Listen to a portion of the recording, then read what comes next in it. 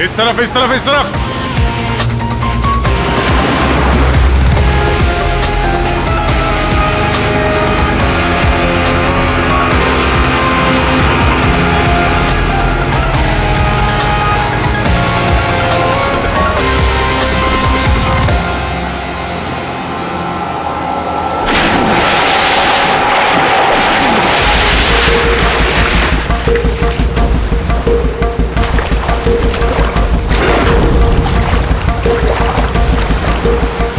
अभिजीत, जबरदस्त एक्सीडेंट हुआ। चॉपर का एक एक पुर्जा अलग हो गया। ये तो पता चल गया कि चॉपर यहाँ पे गिरा है। जो भी सुराग मिलेगा यहीं से मिलेगा।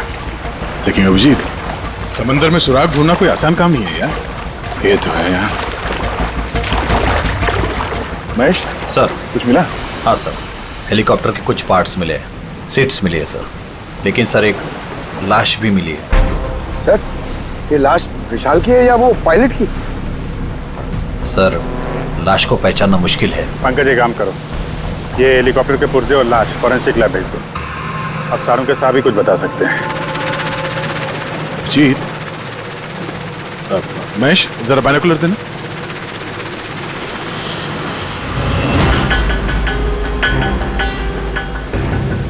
क्या? वो देखो।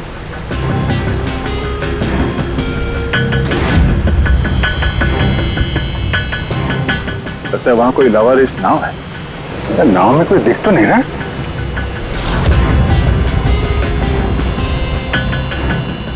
सर, आजकल के जमाने में कोई अपना घर या दुकान भी अकेले छोड़ के नहीं आता है। ये तो पूरी की पूरी नाव यहाँ पे लवारिस खड़ी है। यार पंकज, दो ही सूरतों में लोग अपनी चीजें छोड़ते हैं। एक या तो उनके लिए बेकार हो, और दूसरी सर? और दूसरी जब वो उनके लिए मुसीबत बन जाती है।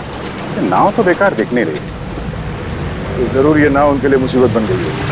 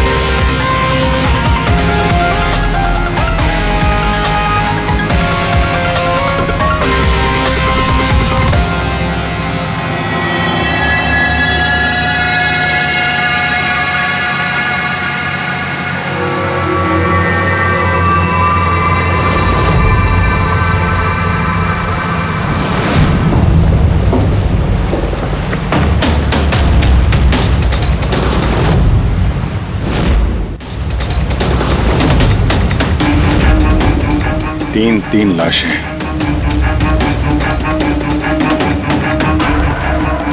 तीनों को गोली मारी है। क्या हुआ, क्या होगा यहाँ पे?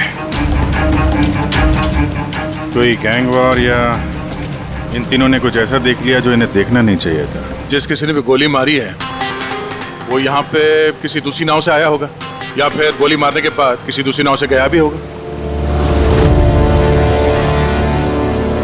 अभिजीत, खाने के 4 प्लेट्स हैं। 4 प्लेट्स और 4 बैग भी हैं। 3 लाशें और 4 प्लेट, मतलब कोई और भी था? कोई ज्यादा था इनके साथ में। या तो वो मुजरिमों के साथ मिला होगा या फिर बच के भाग गया। या फिर सर, चौथी लाश होगी तो किसी ने पानी में भी डाल दी होगी।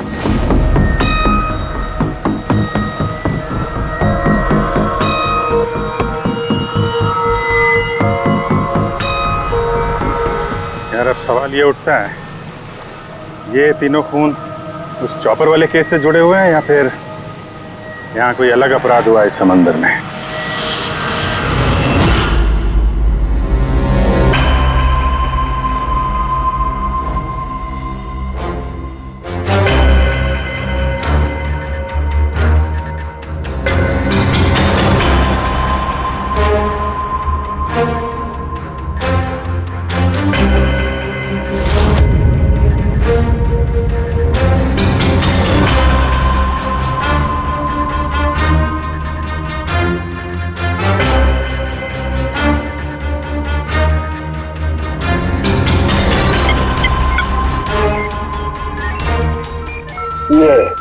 ढूंढ लिया, ये पता लगा लिया तारिका, तिनके का पता लगा लिया।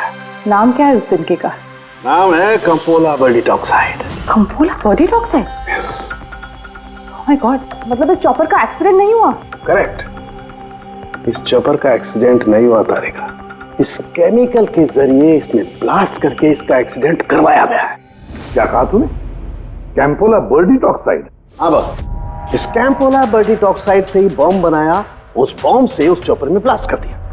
अच्छा, कैंपोला बर्डीटॉक्साइड से। तो उस लाश के बारे में क्या पता चला? वो मैं जल्दी बताता हूँ। यार सारुण के जल्दी बता, हमारे पास वक्त नहीं है, क्योंकि पता चल चुका है कि विशाल की मौत ये कोई एक्सीडेंट नहीं था, एक वेल प्लान्ड मर्डर था, मर्डर। क्या भैया के चॉपर में बॉम्ब? जी हाँ, विशाल की चॉपर में बॉम्ब था। वैसे क्या लगता है आप दोनों को, कौन कर सकता है? ये किसने किया होगा? सर ये काम तो किसी का भी नहीं हो सकता है, क्योंकि बिना चेकिंग के तो बॉम्ब तो क्या एक सुई तक लेके जा नहीं सकता कोई। आपकी तारीफ? सर ये मिस्टर शेखर हैं, भैया के security chief. Shekhar, chief security officer. आपकी लापरवाही की वजह से हुआ ये सब। सर मैं कैसे लापरवाही कर सकता हूँ? मैंने आज तक अपना काम बहुत ही अच्छी तरीके से किया है, इसीलिए विशाल सर का आज तक कोई बाल भी बांका नहीं कर पाया सर। पता नहीं सर इस बार कैसे हो गया ये। वाकई में इनकी सिक्योरिटी बहुत टाइट होती है, चॉपर में चढ़ने वाले हर आदमी की पूरी चेकिंग की जाती है। वैसे आप? सर मेरा नाम नताशा है, मैं विशाल सर की कंपनी की वाइस प्रेसिडेंट हूँ। ओह, अगर वाकई सिक्योरिटी इतनी टाइट थी तो फिर बॉम्ब चॉपर के अंदर ब्लास्ट हुआ कैसे? सर हाँ, ये भी तो हो सकता है कि किसी ने मिसाइल की तरह नीचे से ऊपर चॉपर पे निशाना साधा है। हो सकता है, ये भी हो सकता है। और फिर वहां समुद्र में वो नाव भी तो थी जिसमें वो मछुआरे थे जो बेचारे मर गए। शायद उन्होंने मुजरिमों को देखा होगा ये सब करते हुए। सर तू, तेरी हिम्मत कैसे हुई यह कदम रखने की? आज मैं तुझे जान से मार दूंगा। एक मिनट, कौन है ये आदमी? सर यही है वो यूनियन लीडर प्रकाश। सर इसी ने मारा मेरे भाई को, इसे अरेस्ट कर लीजिए। साहब मैं उन्हें क्यों मारूंगा? तू ही धमकी दे रहा था ना? अरे लेकिन मैं विशाल साहब को क्यों मारूंगा? मैं तो यहाँ शोक जताने आया था। वाह ये अच्छा है, पहले इंसान को मार दो और फिर आके मगरमच्छ के आंसू बहाओ। साहब ये सच है कि हम लोगों ने उनको धमकी भेजी थी, लेकिन हमने विशाल साहब का नमक खाया है। अरे उनको जान से मारने के बारे में तुम सोच भी नहीं सकते साहब। तो फिर क्यों दी धमकी? साहब जब से उनकी कंपनी में घाटा हुआ, ना जाने कितने घरों में चूल्हे बंद हो गए। अब भूखे पेट दुआ तो नहीं निकलेगी ना साहब। गुस्सा था बस।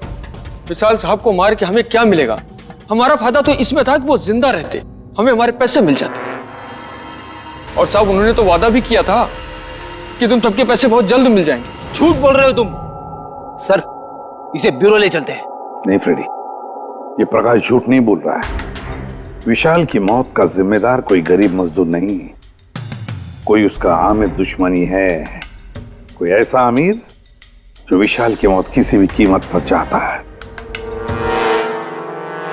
एक काम करो, विशाल के सारे अकाउंट्स की छानबीन करो, अच्छी तरह से देखो, पता लगाओ क्या कर्जे से बचने के लिए उसने कोई बंदोबस्त किया था क्या।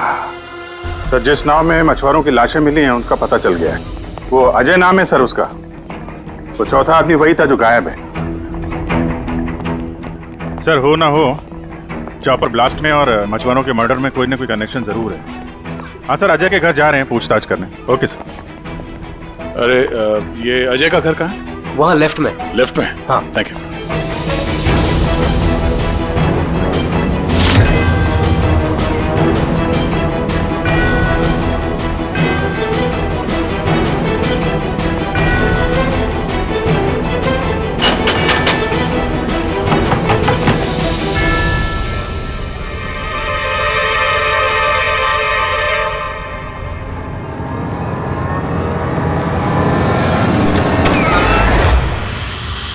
सीआईडी। सर मैं अजय का पिता और ये अजय की माँ है। और आप लोग कौन? जी सर, हम अजय के चचेरे भाई हैं। जैसे पता लगा सर कि अजय गायब हो गया है तो हम इनकी मदद के लिए आ गए। हम जानते हैं इस वक्त आप लोग काफी परेशान होंगे, पर अजय को ढूंढने के लिए हमें आपसे पूछताछ करनी पड़ेगी। कोई खबर मिली अजय की? कब कोई फोन वगैरह आया हो? अभी तक कोई फोन नहीं आया सर। आप लोग उम्मीद बता रही है, बहुत जल्द पता चल जाएगा कि अजय कहाँ है। उम्मीद कैसे न खोए, जिसका बेटा खो गया हो और उसके साथियों की लाशें मिली हो, तो आप सोच सकते हैं कि माँ बाप के दिल पे क्या बीत रही होगी। हम आपका दुख समझते हैं। पूरा गांव अजय को ढूंढ रहा है पर वो मिल ही नहीं रहा है। हम लोग कोशिश कर रहे हैं, जैसे ही कुछ पता चलता है हम आपको फौरन खबर कर देंगे। और इस दौरान अगर अजय आप लोगों को फोन करता है तो हमें जरूर बताइएगा। जी सर। सर, अगर ये अजय जिंदा होता तो एक बार घर पे फोन तो करता ना। हो सकता है उसे मौका ना मिला हो, या कहीं मुजरिम तो नहीं उठा ले गए उसे। हो सकता है जब उसे पता चला कि उसकी जान को खतरा है तो कहीं छुप के बैठा होगा। यार उसकी नाव किनारे से 40 किलोमीटर अंदर समंदर में थी, इतनी दूर तो वो अकेले तैर के आ नहीं सकता। या तो दुश्मन की नाव में बैठ के निकल गया होगा, या फिर किसी दूसरे नाव वाले से उसने मदद मांग ली होगी। ठीक है, जेट्टी चल के पूछताछ करते हैं, शायद किसी ने उसे देखा हो या मदद की हो। बॉस, ये तो कंफर्म हो गया है कि वो लाश विशाल के बॉडीगार्ड की, लेकिन अभी मैं तुम्हें इससे भी ज्यादा बड़ी खबर देने वाला हूं। बड़ी खबर? सालू के साथ आपकी गर्लफ्रेंड ने हाँ कर दिया? के लिए बता पूर्वी, वो पायलट वाली ऑडियो क्लिप एक बार फिर से सुना। चल।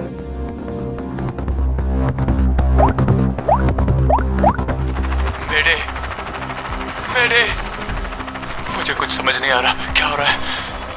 मेरे काबू में कुछ नहीं है। मेरे एक बार फिर से प्ले कर। मेरे मुझे कुछ समझ नहीं आ रहा, क्या हो रहा है? मेरे काबू में कुछ नहीं है। क्या कहना क्या चाहता है?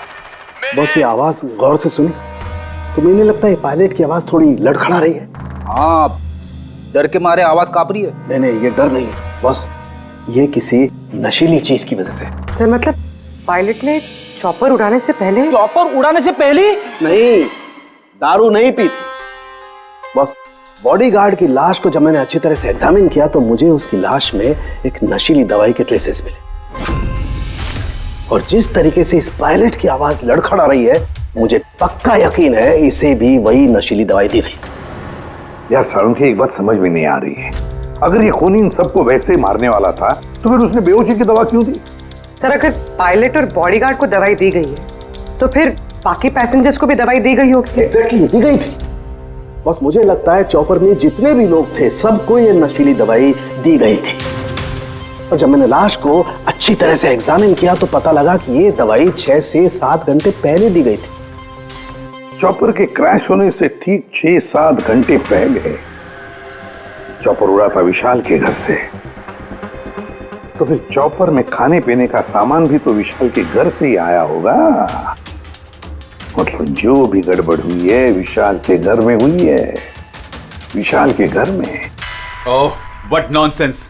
घर के खाने में कोई बेहोशी की दवा क्यों मिलाएगा? वो तो वही बताएगा ना जो घर का खाना बनाता है। वैसे आपके घर का खाना कौन बनाता है? ओहो, तानिया जी आप बनाती है खाना? वाह सर, आज भी बढ़िया खुशबू आ रही है किचन से। क्या बना है खाने में? पालक पनीर, खाएंगे आप? अरे नहीं फ्रेडी, चखने की सोचना भी मत। पता नहीं आज भी कुछ खाने में डाल दिया हो तानिया जी ने। सर आप ऐसे झूठा इल्जाम नहीं लगा सकते मुझ पर। और उस दिन भाभी खुद आई थी मेरे साथ खाने में हाथ बटाने के लिए। अरे वाह, ये अच्छा है, जो मर गया उसी पे इल्जाम डाल दो। सर आप इस तरह मेरी बेबी की इंसल्ट नहीं कर सकते। घर में इतने सारे लोग हैं, अगर घर में किसी ने खाने में कुछ मिलाया भी हो तो जरूरी नहीं कि वो तानिया ही हो। लेकिन वजह तो सिर्फ तुम दोनों के पास थी। विशाल और प्रीति की मौत के बाद कंपनी तुम दोनों के नाम पर होगी। सर आप अच्छा मजाक कर लेते हैं। डूबी हुई कंपनी मेरे नाम ना ही हो तो ही बेहतर है। वैसे उस दिन किचन में कौन कौन था तुम्हारे अलावा? उस दिन बहुत सारे लोग आए थे और मुझे अच्छे से याद है उस दिन मैंने हलवा बनाया था। विशाल भैया खुद किचन में आके हलवा चख कर गए थे।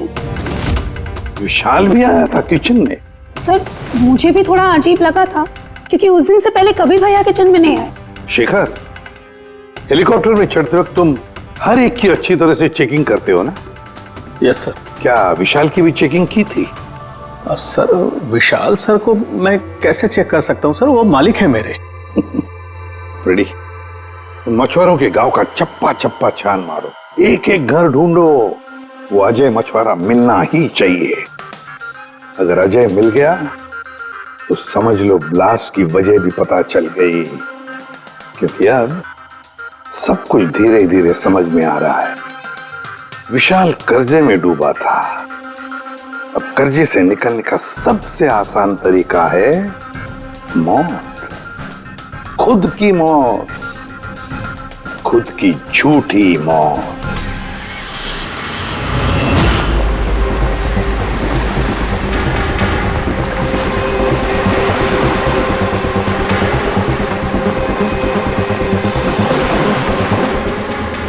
अरे सुनो भाई,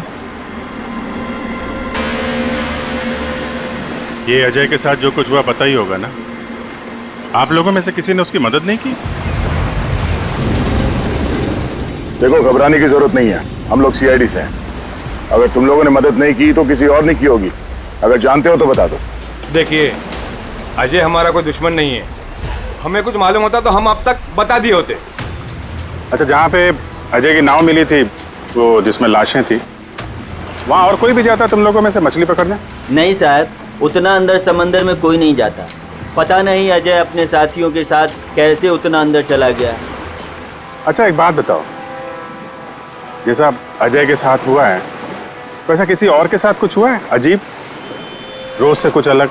गांव में, समंदर में, यहाँ जेट्टी पे कुछ अजीब सा देखा हो, सुना हो? पक्का तो नहीं कह सकता साहब, पर आप एक बार मदन से मिल सकते हैं। वो शायद अजय के बारे में कुछ जानता हो। क्यों? ऐसा क्यों लगता है तुम्हें? साहब, मदन को किसी ने बहुत बुरी तरह से मारा है और वो रोज की तरह आज जेटी पर भी नहीं आया है। वो अपने बोट की पेंटिंग भी करा रहा है साहब। लग रहा है जैसे कुछ छुपा रहा है। कहाँ मिलेगा ये मदन? रहता कहाँ वो?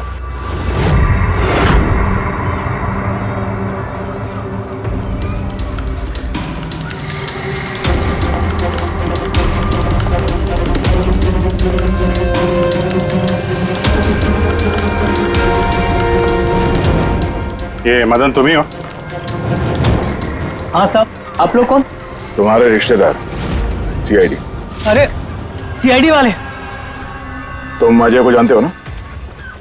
मदद की थी तुमने उसकी, हाँ? एक बता दें वरना हमारा हाथ उठ जाएगा। साहब, अजय मुझे जख्मी हालत में बीच समंदर में उस हेलीकॉप्टर के मलबे के पास मिला था। मैं उसे अपनी नाव में लेकर किनारे तक लेकर आया। अजय बहुत डरा हुआ था साहब। मेरा फोन ले, बात कर, ले घर बात कर ले एक बार। आराम से, घबरा मत तू। हाँ, कर ले, हो गया। अच्छा, आराम आराम से, आराम से आओ।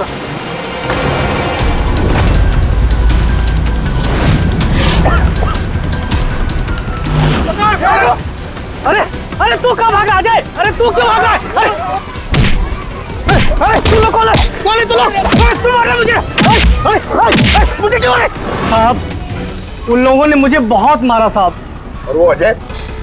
अजय का क्या हुआ? अरे साहब, बताया तो, अजय भाग गया और उसके पीछे वो गुंडे लोग गए। उन लोगों के हाथ नहीं आया तो उन लोगों ने मुझे ही पीट डाला। चाहिए कुछ समझ में नहीं आ रहा विजय। इसके कहने के हिसाब से अजय ने अपने घर वालों को फोन किया था, जबकि उसके घर वाले बोल रहे थे कि अजय ने कांटेक्ट किया ही नहीं। अजय के घर वाले कुछ नर्वस लग रहे थे वैसे। कहीं इनकी घबराहट की वजह कुछ और तो नहीं है? लेकिन अजय के माँ बाप ने बताया कि अजय ने कांटेक्ट किया ही नहीं। एक बात, अजय के माँ बाप काफी डरे हुए लग रहे थे। ऐसा लग रहा है कि किसी वजह से वो सच बताना नहीं चाहते। हो सकता है अजय के फोन कॉल के बारे में उन मुजरिमों को पता चल गया हो और उनमें से कोई अजय के घर वाले के साथ नहीं हो, जिसकी वजह से वो हमसे कुछ कह नहीं पाए। सर, वो दोनों चचेरे भाई, उनकी शक्लें याद है सर? इतनी बुरी शक्ल, दोनों गुंडे टाइप लग रहे थे। मतलब अजय ही नहीं, उसके माँ बाप की जान भी खतरे में है। किसी भी तरीके से उन लंगूरों को घर से बाहर निकालना पड़ेगा। कैसे? पड़ोसी पड़ोसी किस दिन काम आएंगे?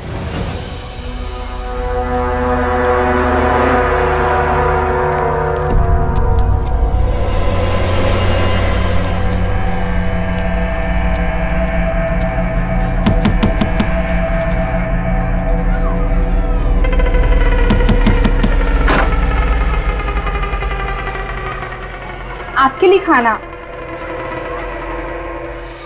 हमें खाना नहीं चाहिए। अरे ऐसे कैसे नहीं चाहिए? आप लोग अपना ध्यान नहीं रखेंगे तो अजय भैया को कैसे ढूंढेंगे? आपको खाना लेना ही पड़ेगा। देखो बेटा, हमें भूख नहीं है।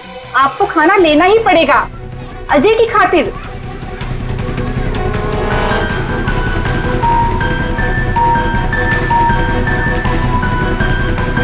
अच्छा, मैं चलती हूँ।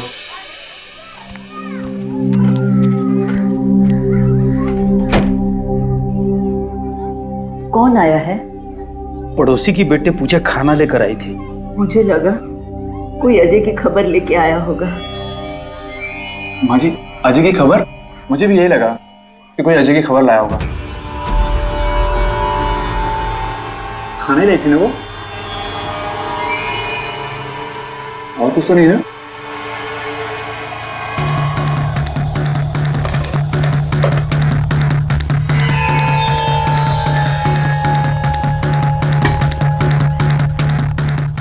जय माँ जी।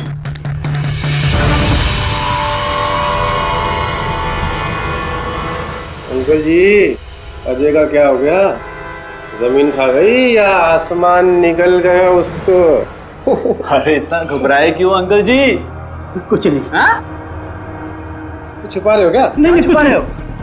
कुछ नहीं, कुछ नहीं। दिखाओ, दिखाओ क्या छुपा रहे हो? नहीं नहीं, बात दिखा, हाथ क्या छुपा रहा है? किसका है? अजय का लेटर है। क्या लिखा है? पता चल गया क्यों कहाँ है?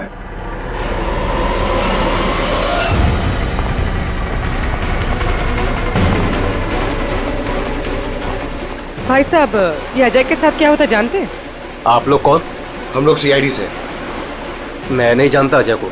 यही गांव में रहते हो ना? हाँ, इसी गांव का हूँ। जी।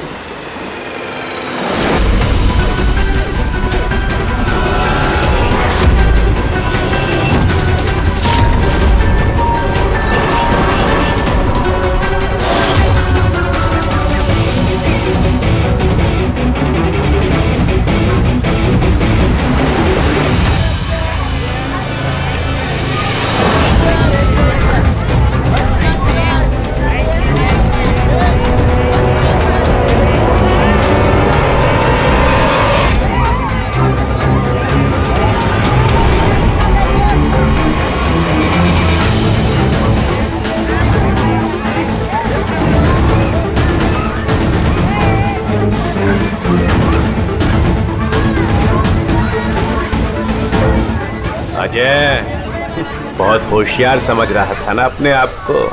तेरा टाइम खत्म। गलत कह रहे हो चचेरे भाई। सीआईडी? टाइम तो तेरा खत्म। चल।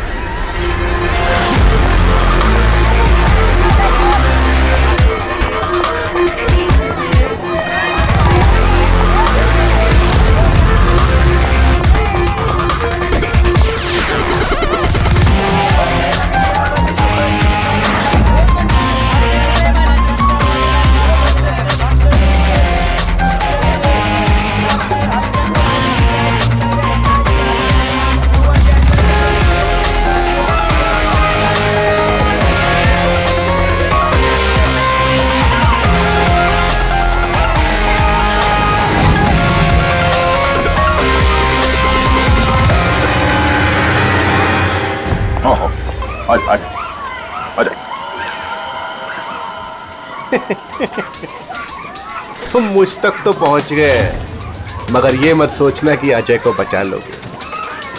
हमारा पूरा गैंग ढूंढ रहा है उसे। तड़पा तड़पा के मारेंगे उसे, तड़पा तड़पा के।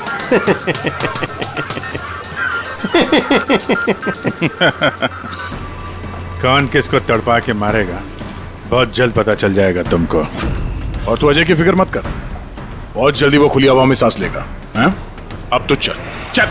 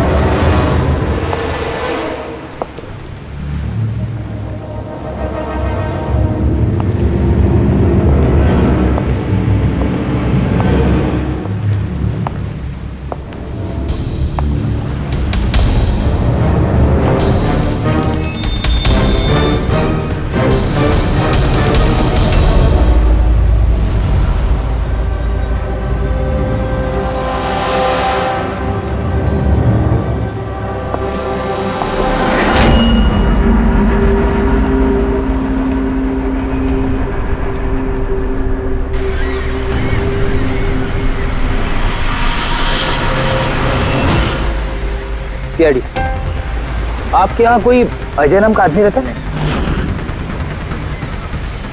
अरे ये तो सीआईडी वाले था, ये तो मुझे बचाने आया था।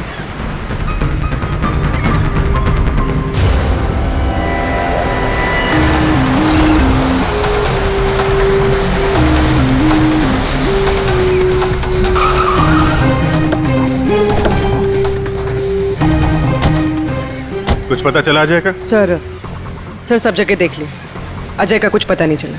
हाँ सर, गांव का हर घर हर गोडाउन छान मारा, कोई भी जगह नहीं छोड़ी है, लेकिन उस अजय का कोई पता नहीं चल रहा है। इस गांव के दूसरी तरफ चल के देखते हैं।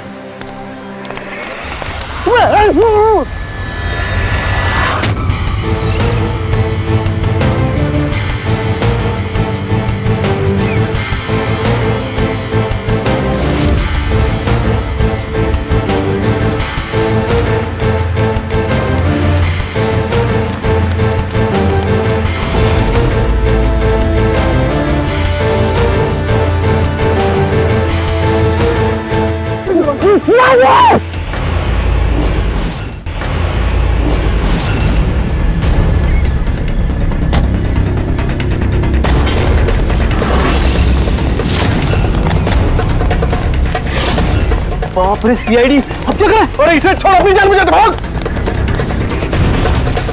देखो सर, रुक जा। आओ, आजा। क्या हो रहा है यहाँ पे? और कौन है ये लोग? तुम्हें कहाँ ले जा रहे थे? कौन है तुम? मैं अजय। अजय, अरे मिल गया, ये मिल गया ये। अरे मालूम है तुझे, कब से ढूंढ रहे थे हम लोग तुझे।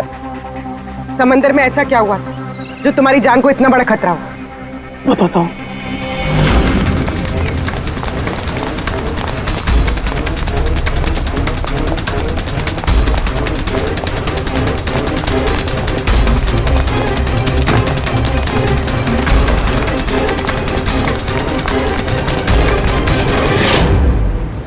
इंसानियत के वास्ते मैं अपने साथियों के साथ उन हेलीकॉप्टर वालों की मदद करने के लिए गया था, लेकिन मुझे क्या पता था कि मदद के बदले मेरे साथियों की जान चली जाएगी। तुमने वही किया जो एक अच्छे नागरिक को करना चाहिए। अपने साथियों की मौत के लिए खुद को दोष मत दो। अच्छा, ये हेलीकॉप्टर के मलबे के बाद जब तुम गए थे तो तुमने क्या देखा वहां पर? वहां पे किसी को जिंदा देखा था क्या तुमने? हाँ।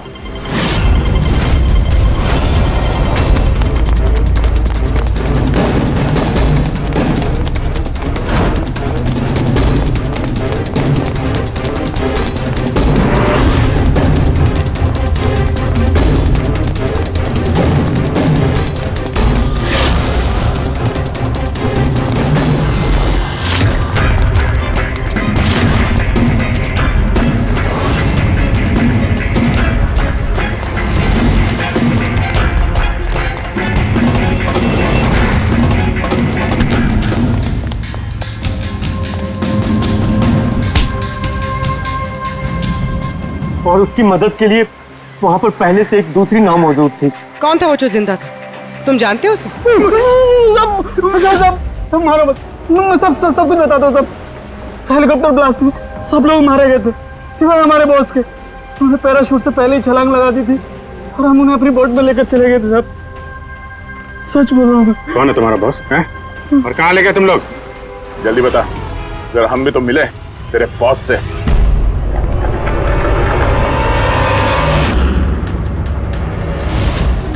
सीआईडी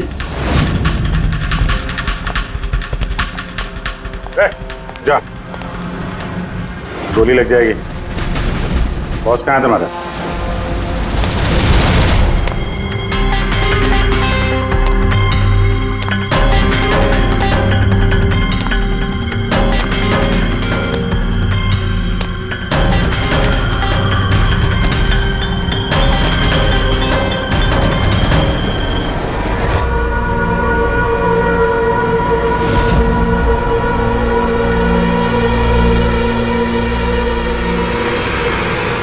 नहीं, कोशिश भी मत करना, सारी मेहनत बेकार जाएगी। तुम्हारा खेल खत्म हो गया। तुम्हारे सारे किराए के गुंडे हमारे हिरासत में, कोई नहीं आएगा तुम्हारी मदद करने। बड़ा अफसोस हो रहा ना तुम्हें कि सीआईडी से मदद क्यों ली? एक्चुअली आप लोगों से एक रिक्वेस्ट थी, जब तक ये कर्जदारों का झंझट खत्म नहीं हो जाए आप लोग विशाल को एक्स्ट्रा सिक्योरिटी दे सकते हैं प्लीज। बताओ क्यों किया तुमने ऐसा? विशाल का दिमाग खराब हो गया था। कर्जदारों के पैसे चुकाने के लिए वो हमारी कंपनी, घर, फार्म हाउस, जेवर, गाड़ी सब कुछ बेचना चाहता था। तो तुमने कंपनी का सारा पैसा विदेशी बैंकों में ट्रांसफर कर दिया, सोचा वहीं जाके नई लाइफ सेट कर लोगी। और यहाँ कर्जदारों को लगता कि चॉपर ब्लास्ट में सारे लोग मारे गए, हमेशा के लिए झंझट खत्म। क्यों? हाँ, इसलिए मैंने केमिकल वाला बॉम्ब टिफिन में डाला और टिफिन विशाल को पकड़ा दिया।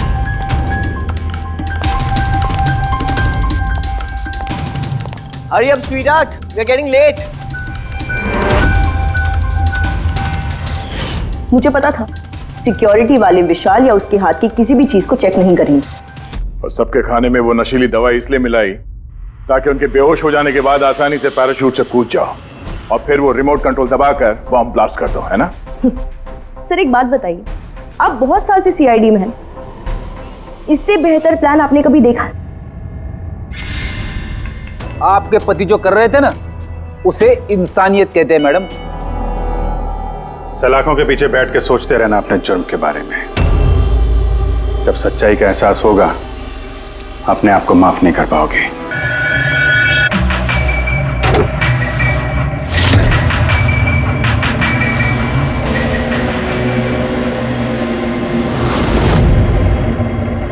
ये पहले किसने देखा? सर इन लोगों ने। मैं देखता हूं। किसने देखा था पहले? क्या हुआ था?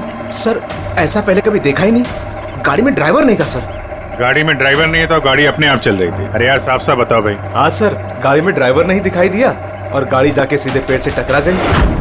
अरे क्या बात कर रहे हो? गाड़ी के अंदर ड्राइवर है, मना पड़ा है। नहीं सर, सच में गाड़ी में ड्राइवर नहीं था, नहीं तो ये गाड़ी मेरी भी गाड़ी को टकराते हुए बच गई। लाश की हालत से तो लगता है कि गाड़ी काफी स्पीड में थी। सर गाड़ी बहुत स्लो थी, लेकिन इतनी स्लो में कोई मर कैसे सकता है? गाड़ी भी ऑटोमेटिक है, हर चीज ऑटोमेटिक है, सेफ्टी डिवाइस भी ठीक है।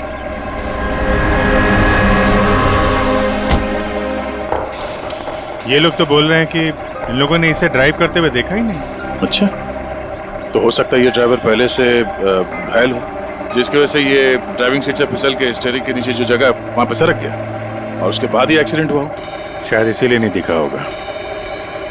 कुछ पता चला कौन है? कुछ आईडी वगैरह?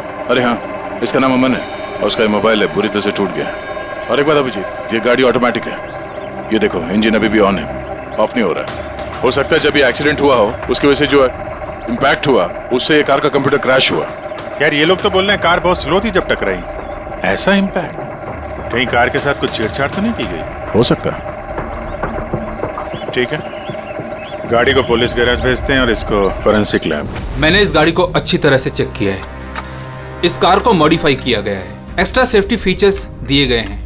एक्स्ट्रा सेफ्टी फीचर्स जैसे कि जो आम गाड़ियों में होता है उससे कहीं ज्यादा, जैसे कि एक्स्ट्रा एयर बैग्स, अच्छी क्वालिटी के शॉकअप्स, ज्यादा मजबूत कांच और अच्छी क्वालिटी के ज्यादा मजबूत सीट बेल्ट।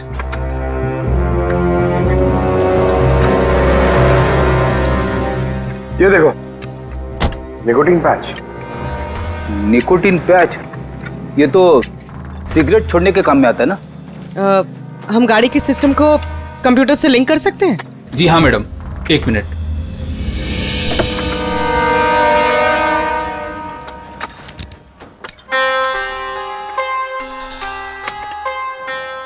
मैम, किसी ने सेटिंग चेंज किया है। कार के सॉफ्टवेयर को हैक किया गया है। खिड़की के कांच से लेकर ब्रेक तक सब कुछ कोई और कंट्रोल कर रहा था। अगर सब कुछ कोई और कंट्रोल कर रहा था, फिर हादसे के बाद इंजन उसने बंद क्यों नहीं किया? टक्कर की वजह से कार का वायरलेस सिस्टम डैमेज हो गया था, इसलिए कार बंद नहीं हुई। गाड़ी को हैक किया गया? मतलब ये एक्सीडेंट नहीं है, ये तो मर्डर है।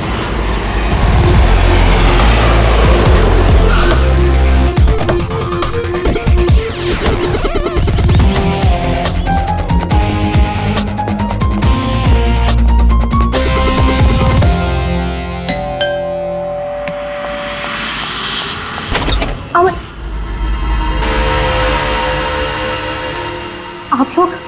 CID।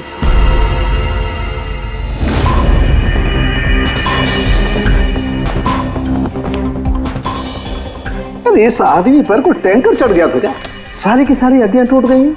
कोई टैंकर वैंकर नहीं चढ़ा था इसके ऊपर साउंड के। एक छोटा सा एक्सीडेंट हुआ था यार। छोटा सा? और वो भी किसी ने करवाया था। आपके पति अमन का एक्सीडेंट हुआ है और वो नहीं रहे। आपको कैसे पता? अमन को कार नहीं चलानी चाहिए थी। वो कभी कार नहीं चलाता था सर, क्योंकि उसे पता था कि छोटा सा झटका भी उसकी जान ले सकता है। पर आप लोग, मेरा मतलब है कि CID यहाँ पे। जी, क्योंकि हमें लगता है कि उनका खून हुआ है। खून? पर ऐसे कैसे हो सकता है सर? एक्सीडेंट से पहले तो अमन मुझसे फोन पे बात कर रहा था, हम दोनों फोन पे बात कर रहे थे कि अचानक फोन कट हो गया। मैंने बहुत ट्राई किया लेकिन फोन नहीं मिला। मैं समझ गई थी कि कुछ तो ठीक नहीं है। अमन कभी भी खुद गाड़ी ले जाकर इतना बड़ा जोखिम नहीं उठा सकता था। खुद ड्राइव नहीं करते हैं तो ड्राइव कौन करता है? सर, हमारा एक ड्राइवर है। कहाँ वो ड्राइवर? कहाँ है अभी? उसकी तबीयत खराब थी, इसलिए वो छुट्टी पर है। कहीं उस ड्राइवर नहीं तो कुछ गड़बड़ नहीं गई गाड़ी में? नहीं सर, हमारा ड्राइवर बहुत ही भरोसेमंद इंसान है। वो ऐसा कभी नहीं कर सकता। पिछले 15 साल से वो हमारे लिए कार चला रहा है। सर, इसके शरीर पर 7 जगह हड्डियों के टुकड़े टुकड़े हो गए। 43 जगह हेयरलाइन फ्रैक्चर्स हैं और 21 जगह माइन्यूट फ्रैक्चर्स हैं। और हैरानी की बात तो ये है कि इसके पहले भी इसके शरीर पर बहुत सारे फ्रैक्चर्स हो चुके थे जो अब हील हो गए।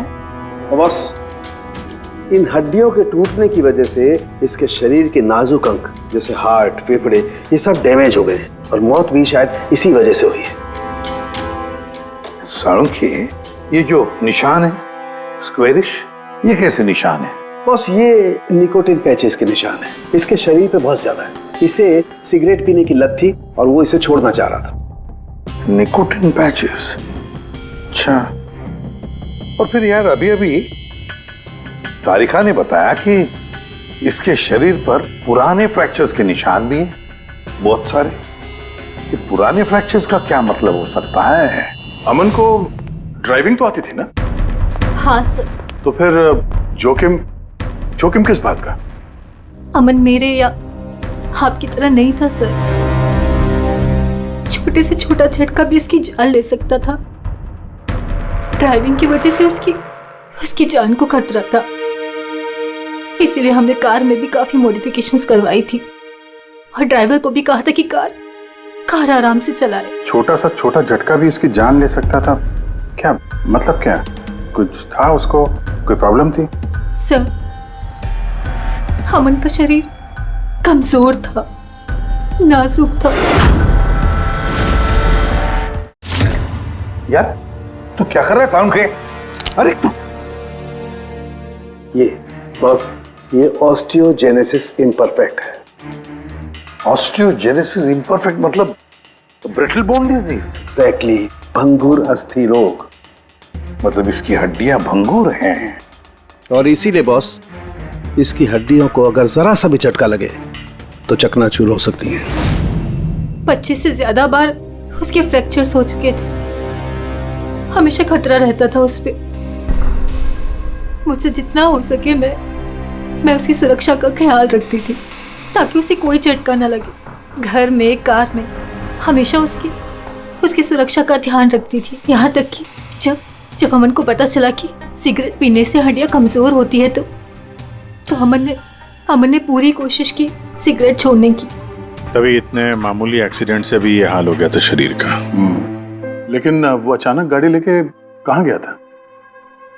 सर मुझे नहीं पता, लेकिन जब वो अकेला गाड़ी लेकर चला गया तो मुझे उसकी बहुत चिंता हुई और मैंने अमन को फोन किया। हेलो अमन। या बेबी बोलो। अच्छा, तो तुम खुद ड्राइव कर रहे हो। तुम्हें पता है ना तुम्हारा ड्राइव करना कितना ज्यादा खतरनाक है, लेकिन तुम मेरी बात सुनते तक नहीं। वैसे ऐसा कौन सा जरूरी काम था जिसके लिए तुम खुद गाड़ी लेकर निकल गए? ड्राइवर तक का वेट नहीं किया गया तुमसे? जरूरी था स्वीटहार्ट, लेकिन तुम परेशान मत हो, मैं गाड़ी आराम से ही चला रहा हूँ। अमन, मुझे ऐसा क्यों लग रहा है कि तुम मुझसे कुछ छुपा रहे हो? देखो सुप्रीति, मैं मानता हूँ कि मैं सारी बातें तुमसे शेयर नहीं कर पा रहा, लेकिन इसका मतलब ये नहीं कि तुम उल झेलुल बातें सोचने लग जाओ। है कुछ प्रॉब्लम्स, मैं उन्हें सॉल्व कर लूँ, फिर तुम्हें सब कुछ बता दूंगा। प्रॉब्लम्स? तुम अभी क्यों नहीं बता सकते मुझे? क्योंकि ये सब खतरनाक है, वो लोग बहुत खतरनाक हैं, मैं तुम्हें नहीं बता सकता। खतरनाक लोग? Oh no. अमन, हेलो। कौन सा प्रॉब्लम? और ये किन खतरनाक लोगों की बात कर रहे थे? वो कुछ पता है आपको? सर मैं कुछ नहीं जानती। अमन की किसी से कोई दुश्मनी, कोई बिजनेस राइवलरी वगैरह? इस बारे में मुझे कुछ भी पता नहीं, लेकिन हाँ, मयंक और नेहा आपकी शायद कुछ मदद कर सकते हैं। मयंक और नेहा? ये कौन है ये लोग? मयंक पेशे से एक वकील है और अमन का दोस्त भी, और नेहा अमन की सेक्रेटरी थी। अच्छा, ये मयंक का ऑफिस कहाँ है? अमन सर का खून? आप? मैं नेहा, अमन सर की सेक्रेटरी। लेकिन अमन की मौत तो एक्सीडेंट में हुई है ना? जी, मौत तो एक्सीडेंट में हुई है, लेकिन एक्सीडेंट अपने आप नहीं हुआ है। करिए बताइए कि आप दोनों मिस्टर अमन को कब से जानते हो? मतलब कब से काम कर रहे हो उनके साथ? सालों से। हम लोग साथ में काम ही नहीं करते थे, बल्कि बहुत अच्छे दोस्त भी थे। अमन की बीमारी की वजह से ज्यादातर बिजनेस वगैरह मैं ही हैंडल करता था। और नेहा जी आप? सिर्फ मैं और मयंक सर ही तो थे, अमन सर का पूरा बिजनेस संभालते थे। वैसे बिजनेस क्या है उनका? इन्वेस्टमेंट का बिजनेस है। हम लोग अलग अलग कंपनीज में पैसे लगाते थे और जब वो कंपनीज में मुनाफा होने लगे तो अपना परसेंटेज वापस ले लेते थे। ऐसी 50 कंपनीज है जहाँ पर पैसे लगाए थे अमन ने। किस तरह का कंपनीज में इन्वेस्ट करते थे? वैसे तो कई सारी कंपनीज में पैसे लगाए थे, लेकिन उनकी सबसे ज़्यादा दिलचस्पी 20-30 फार्मास्यूटिकल्स कंपनीज में थी। फार्मा कंपनी या दवाइयों की कंपनी? जी, ये कंपनीज बहुत नुकसान में चल रही थी, लेकिन आपको तो पता ही होगा अमन की बीमारी के बारे में। और ये कंपनीज उसी बीमारी का इलाज निकालने की कोशिश कर रही थी, और अमन का सपना था कि इस बीमारी का इलाज संभव हो जाएगा तो किसी और को वो तकलीफ नहीं उठानी पड़ेगी जो उसे थी। और सर अभी तो उन कंपनीज में फ़ायदा भी होना शुरू हो गया था। कोई दुश्मनी, किसी से कोई लड़ाई झगड़ा? नहीं सर, ऐसा तो कुछ नहीं था। अगर कुछ होता तो वो मुझे ज़रूर बताते थे। अमन की वाइफ का कहना है कि पिछले कुछ दिनों में वो परेशान लग रहा था। आपको जानती? परेशान तो थे, मगर मुझे कुछ बताया नहीं। मुझे लगा काम का प्रेशर होगा बस। आपने बताया था कि दवाइयों की कंपनी जो नुकसान में चल रही थी उनमें से कुछ को फायदा होने लगा था। सबको नहीं सर, शायद एक को। मुझे उसकी डिटेल चाहिए। जी, मुझे अकाउंट चेक करना होगा। ठीक है। और मुनाफे के अलावा कोई ऐसी बात जो आपको अलग लगी या फिर कुछ अजीब सी हो, वो भी बता दीजिएगा।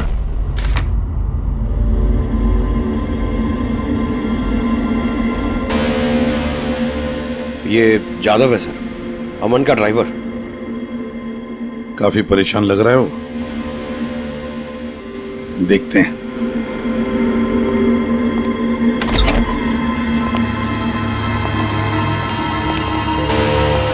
जादव। जी सर। अमन के ड्राइवर है ना? जी सर। क्यों छुट्टी पर क्यों गए थे तुम? साहब बीमार हूँ और अमन सर ने मुझे खुद छुट्टी दिया था। मिस्टर अमन को तुम ही लेके जाते थे ना? जी मैडम, अमन सर मेरे साथ ही जाते थे, कभी वो कोई टैक्सी वगैरह नहीं लेते थे। तो फिर तुम तो हमें बता सकते हो कि अमन साहब कहाँ कहाँ जाते थे, है ना? जी जी। ये देखो जादव, ये जगह पर उनकी मौत हुई थी। अब ये जो रास्ता है ये कहाँ पर जाता है या फिर वो इस रास्ते पर कहाँ जा रहे थे, ये तुम्हें पता है? मुझे नहीं पता है। देखो, हमें पता है कि तुम इसके बारे में जानते हो। तुम्हारी भलाई इसी में है कि सीधे सीधे बता दो। जी मैडम। सुप्रीति मैडम से कुछ कहिएगा मत। वो सड़क के कुछ दूर पे एक मोटेल है, वहां हमेशा वो बार बार जाते थे। मोटेल में बार बार जाते थे? क्यों, इससे मिलने जाते थे? जी साहब, एक मैडम थी।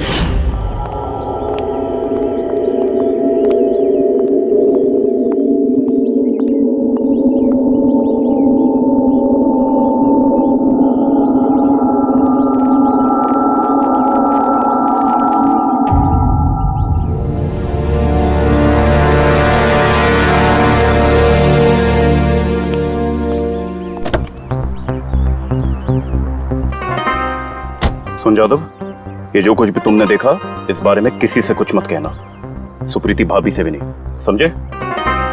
ओके? जी सर। मैडम थी, मतलब अमन का उस औरत के साथ चक्कर चल रहा था। जी छोटी मुंह बड़ी बात, साहब छुप छुप के उस मैडम से अगर मिलते थे तो इसका मतलब तो यही निकलता है। अमन उस औरत से मिलने जा रहा था जब यह हादसा हुआ। तो हो सकता है वो औरत अब भी वहीं पर हो, उसी मोटल में। चलकर मिलना पड़ेगा इस औरत से।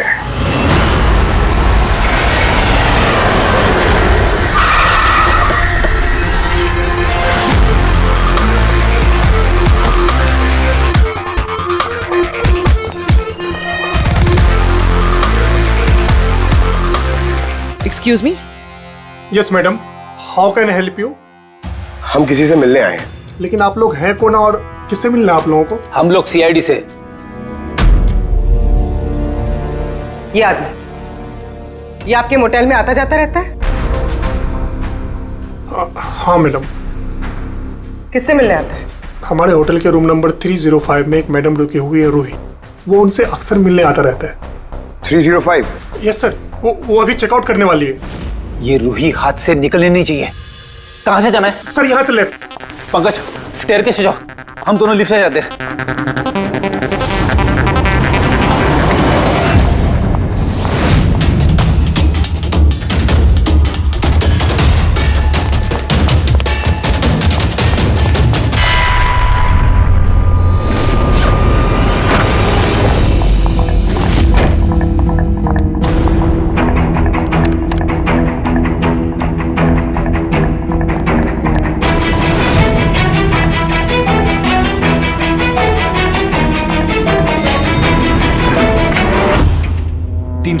सर उधर।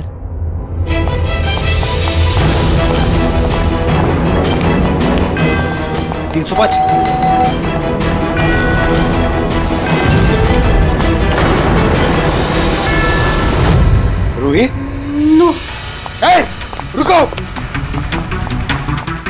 पूर्वी! रूही, मुझे मत मारो, मुझे मत मारो प्लीज। रुको। रूही, रूही। ए रूही, रूही, रूही, रुको, रूही।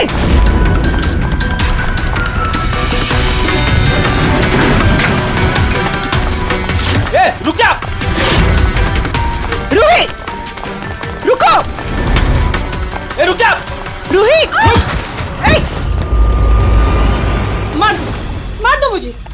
लेकिन तुम लोग भी बच नहीं पाओगे। तुम लोगों का सच सबके सामने आ ही जाएगा। सच? कौन सा सच? मैं सब जान चुकी हूँ तुम लोगों के बारे में, सब जान चुकी हूँ। क्या बोल रही हो तुम? तुम्हें ऐसा क्यों लगता है कि हम तुम्हें मारेंगे? आओ। कौन सा सच? रूही, हम सीआईडी से। सीआईडी? चलो मान लिया रूही कि तुमने कुछ नहीं किया, लेकिन अगर तुमने कुछ नहीं किया तो वहां से भागी क्यों? मुझे लगा कि ये लोग मुझे मारने आए हैं। इसका मतलब कोई है जो तुम्हें मारना चाहता है? जी, वही लोग जिन्हें हम एक्सपोज करने वाले थे। उनके खिलाफ हमारे पास सारे सबूत थे। कौन लोग और कैसे सबूत? हाँ, बताओ।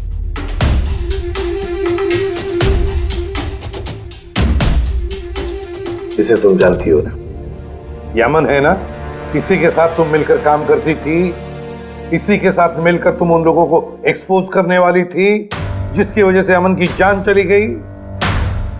देखो री, अब शायद तुम्हारा नंबर है, वो लोग तुम्हें मारेंगे।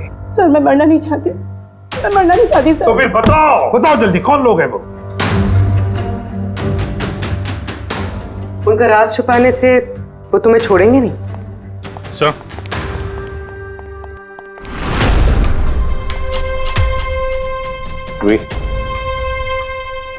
ये लो पानी पी लो, पियो। और मैंने जो कहा ठंडे दिमाग से सोचो, अपने बारे में सोचना जरूर। मैं आता हूं।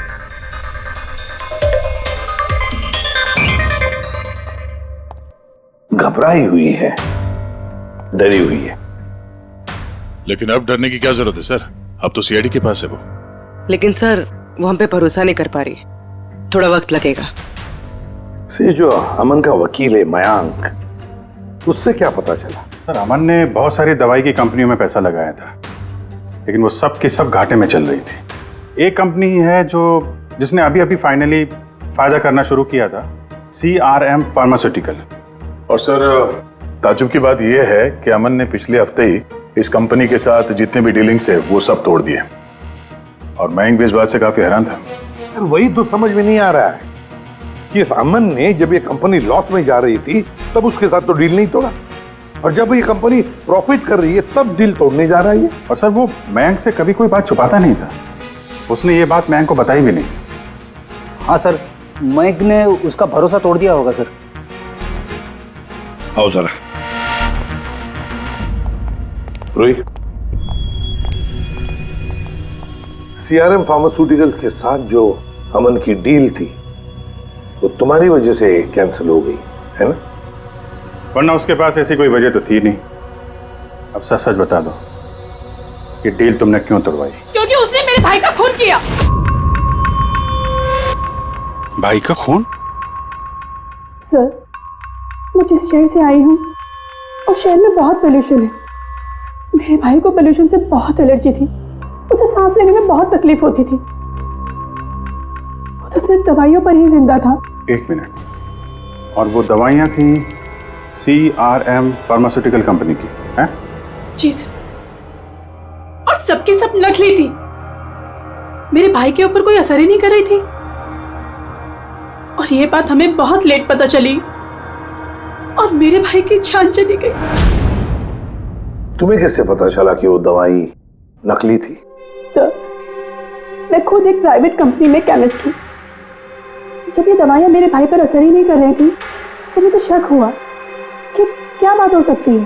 तो मैंने उन दवाइयों को खुद से टेस्ट किया और मेरा शक बिल्कुल सही निकला। सारी दवाइयाँ नकली थी। नकली थी मतलब? सर, हर एक दवाई एक खास केमिकल से बनती है, और जिस दवाई की मेरे भाई को जरूरत थी वो केमिकल तो उस दवाई में था ही नहीं, जिसकी वजह से वो दवा उस पर असर भी नहीं कर रही थी। और अमन इस कंपनी में एक इन्वेस्टर था। जी सर, इसलिए मैं उससे मिलने भी गई थी, लेकिन वहां जाके पता चला कि इसमें तो उसका हाथ है ही नहीं, और उसने मुझसे प्रॉमिस किया कि वो मेरी इसमें मदद करेगा। अरे सर, आप यहाँ कैसे? कोई काम था क्या? हाँ, ये मेरी असिस्टेंट रूही है। हेलो। इसे देखना था कि दवाइयाँ कैसे बनती हैं। देख सकते हैं? कैसी बात कर रहे हैं सर? आपको कैसे मना कर सकते हैं? आइए मैं दिखा देता हूँ आपको। एक काम कीजिए, आप मेरे साथ बॉस के यहाँ चलिए, रूही अपने आप देख लेगी। रूही तुम जाओ। मैम आइए। एक मिनट सर, ज्यादा आगे मत जाना, आप यहीं तक देखना। आइए सर, मैं लेकर चलता हूँ। आप आइए। आइए सर।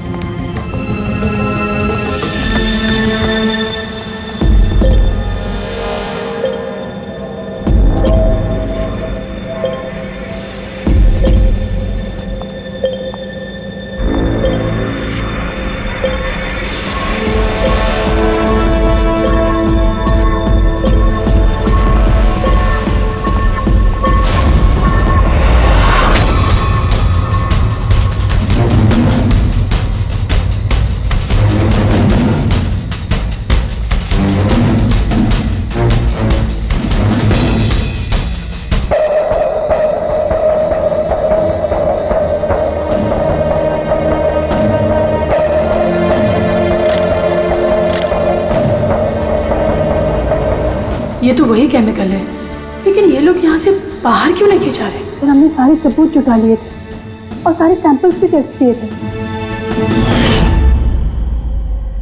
एक बात तो पक्की है कि सामन की मौत और सीआरएम फार्मास्यूटिकल्स का कोई ना कोई संबंध जरूर है। कुछ ना कुछ तो गड़बड़ जरूर है। बॉस, इतनी सुरक्षित कार होने के बावजूद इसकी हड्डियां कैसे टूटी, ये पता चल गया। अच्छा सर, अमन के खून में से हमें एक ऐसा केमिकल मिला है जिससे एपिलेप्टिक फिट्स आते हैं, मिर्गी का दौरा। माय गॉड, यार अमन को तो ब्रिटल बोन डिजीज था।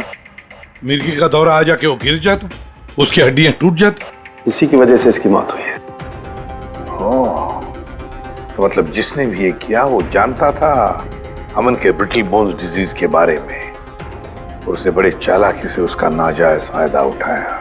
पहले उसने अमन की गाड़ी का कंप्यूटर हैक किया और फिर एक्सीडेंट से पहले उसे उस केमिकल का इंजेक्शन दिया जिसकी वजह से उसे मिर्गी का झटका आ जाए। उसे मालूम था अमन किसी भी हालत में बच ही नहीं सकता।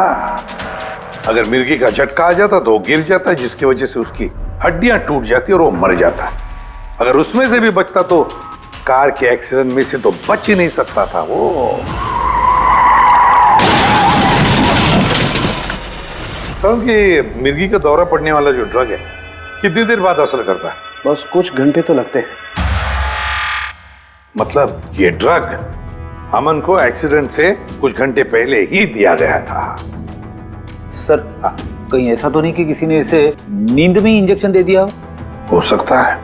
बस एक काम करते हैं, इस अमन की बॉडी को फिर से एक बार अच्छी तरह से चेक करते हैं, देखते हैं कहीं कोई इंजेक्शन का निशान तो नहीं है। तारिका? Yes sir. अच्छा साहब, की सीआरएम कंपनी की नकली दवा के बारे में क्या पता चला? बॉस, उन नकली दवाइयों में एम्फेड्रिन नहीं है।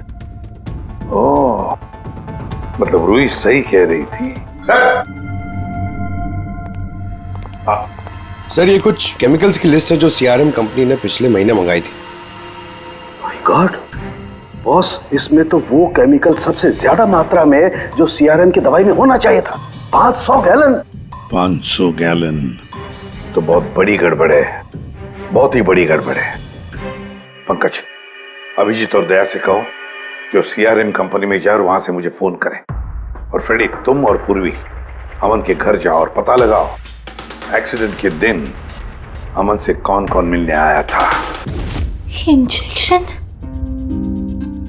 सर, अमन तो इंजेक्शन से बहुत डरता था। ऐसा हो ही नहीं सकता कि वो खुद को इंजेक्शन लगा ले। अपने आप नहीं लगवाया होगा तो किसी डॉक्टर से लगवाया होगा। नहीं सर, अमन तो इंजेक्शन के नाम से कोसों दूर भागता था और उसकी हेल्थ बिल्कुल ठीक थी। अगर कोई भी प्रॉब्लम होती तो वो कम से कम मुझे बताता। किसी और से नहीं लगवाया, खुद नहीं लगाया, तो फिर वो केमिकल उसके खून में पहुंचा कैसे? अच्छा, बता सकती है घर से निकलने से पहले अमन किस किस से मिला? मयंक और नेहा आई थी उससे मिलने। और हाँ मैम, एक आदमी आया था अचानक से, जसवंत। अब जसवंत? ये जसवंत कौन है? जी, जसवंत सीआरएम कंपनी का सीईओ है। और अमन ने उसकी कंपनी में पैसे इन्वेस्ट किए थे।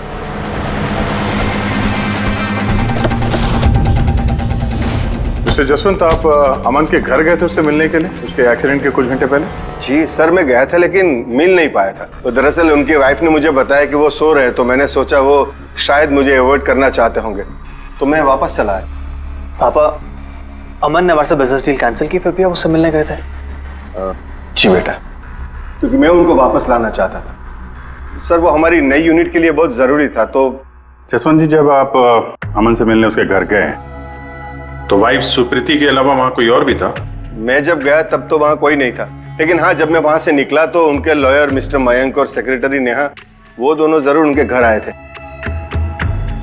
अच्छा, ठीक है, thank you very much. Boss, ये देखो, ये निकोटिन पैच का हिस्सा, और यहाँ पर देखो ये इंजेक्शन का निशान। खूनी ने यहीं से वो मिर्गी के दौरे वाला इंजेक्शन इसे दिया है। इसका ये हिस्सा सुन्न करके, हाँ, और वो इस पैच के जरिए। इसे इमला पैच कहते हैं। इमला पैच? ये बच्चों को इंजेक्शन लगाने से पहले लगाते हैं ताकि वो पर्टिकुलर एरिया सुन्न पड़ जाए और उन्हें दर्द ना हो।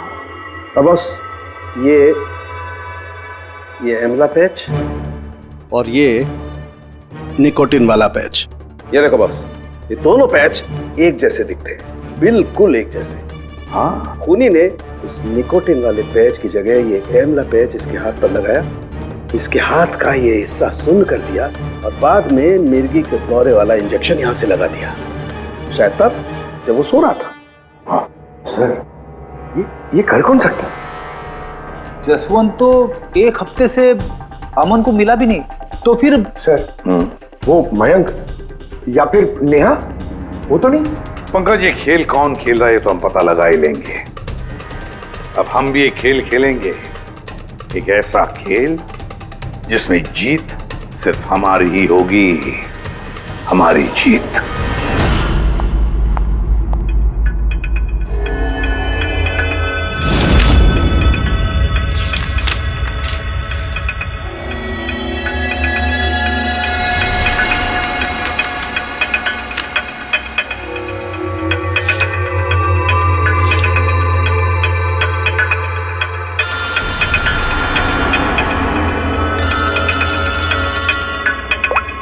हेलो, मेरा कुरियर तो तुम तक पहुंच गया होगा। कौन है तुम? और ये सब मुझे क्यों भेजा है? तुम लोगों ने अमन को तो मार डाला, लेकिन तुम लोग मुझ तक नहीं पहुंच सकते। अगर तुम लोग चाहते हो कि मैं अपना मुंह बंद रखूं, तो मुझे 5 करोड़ रुपए देने होंगे। ये क्या बकवास कर रही हो? मुझे इन सब के बारे में कुछ नहीं पता। वो तो जब ये सबूत पुलिस तक पहुंच जाएंगे तो तुम्हें खुद ब खुद पता चल जाएगा कि मैं क्या कह रही हूँ और क्या बोल रही हूँ। देखो देखो देखो, मैं कुछ इंतजाम करता हूँ, मुझे थोड़ा सा टाइम दे दो। ठीक है, तुम्हें 2 दिन का वक्त मिलता है, मैं फिर कॉल करूँगी।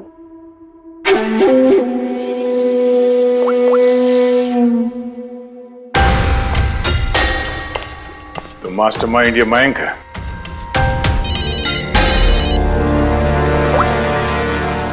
हेलो अभिजीत सर, मैं मयंक बोल रहा हूँ। सर, मुझे एक कोरियर आया और एक लड़की का फ़ोन भी आया और उसने मुझसे 5 करोड़ रुपए मांगे, तो मैंने सोचा ये बात आपको बता दूँ। नहीं, बहुत अच्छा किया तुमने, मैं देखता हूँ। Thanks. Thank you so much. Mayank का फ़ोन था।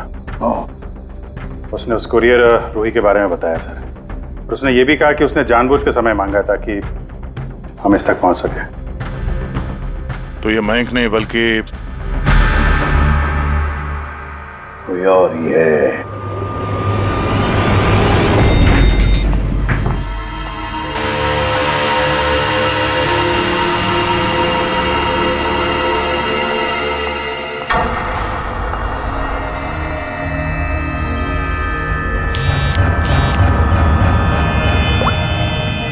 हाँ सर। पूरी इसने यहाँ पर नजर रखी है ना तुमने? हाँ सर, वो अभी यहाँ से निकली है। कड़ी नजर रखना पूर्वी, बिल्कुल कड़ी नजर। अपनी नजरों से ओझल मत होने देना उसे। ये नेहा ही हमें उस खूनी तक पहुंचाएगी। सर।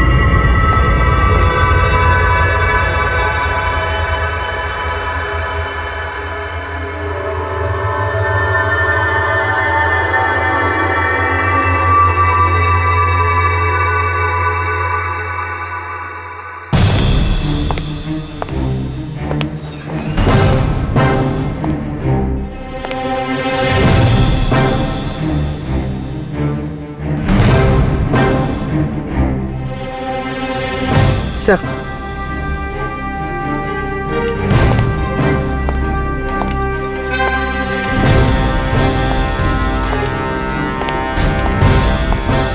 क्या हुआ? इतनी जल्दी में क्यों बुलाया? क्या है ये सब?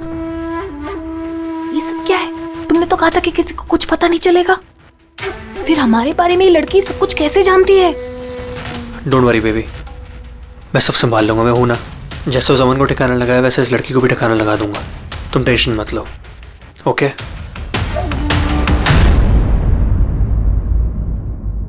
पहले हमसे तो निपट लो। You are under arrest, Mr. Ashwin.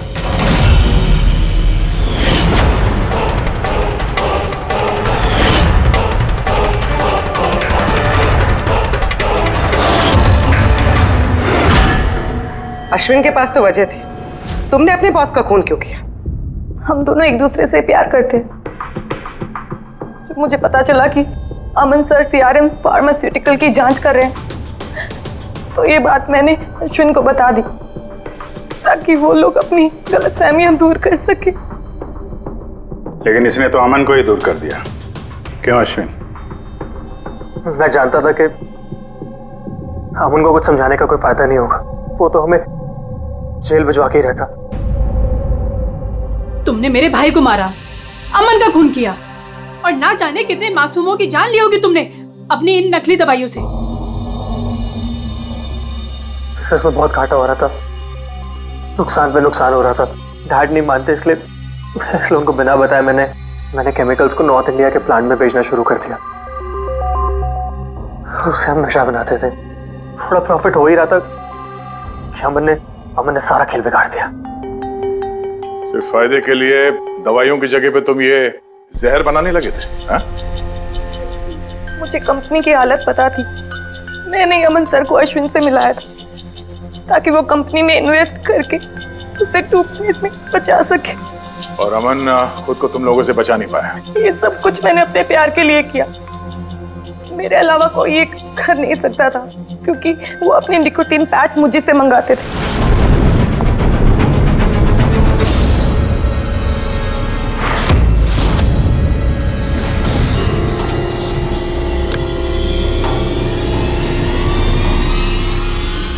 उसके अगले दिन जब हम अमन के घर पर गए। अरे आप लोग आप ही गए?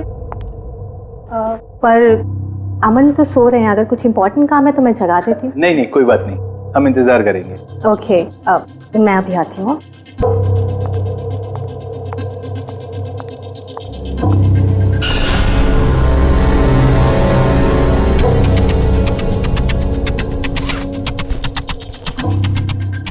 मयंक, मैं जरा वॉशरूम होकर आऊं?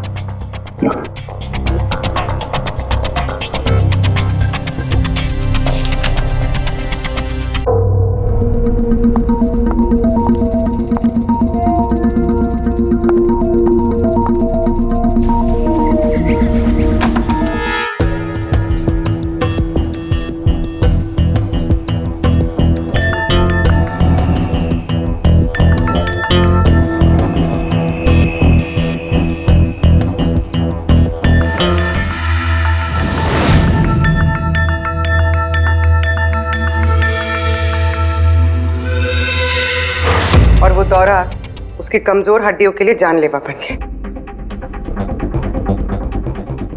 और तुम चीफ टेक्नोलॉजी ऑफिसर, तुमने रिमोट कंट्रोल से अमन के कार के कंप्यूटर को हैक कर दिया और उसका एक्सीडेंट करवाया। कमाल का दिमाग पाया तुम लोगों ने, कमाल का दिमाग। काश यही दिमाग किसी अच्छे कामों में इस्तेमाल करते तो देश का भला हो जाता, समाज का भला हो जाता। पर नहीं, तुम्हारे इस टेढ़े दिमाग ने दो मासूम लोगों की जानें ली और पता नहीं कितने सैकड़ों लोगों की मौतें हुई तुम्हारी इस गलत दवाइयों की वजह से। तुम्हें तो कड़ी से कड़ी सजा होगी, शायद फांसी होगी तुम्हें।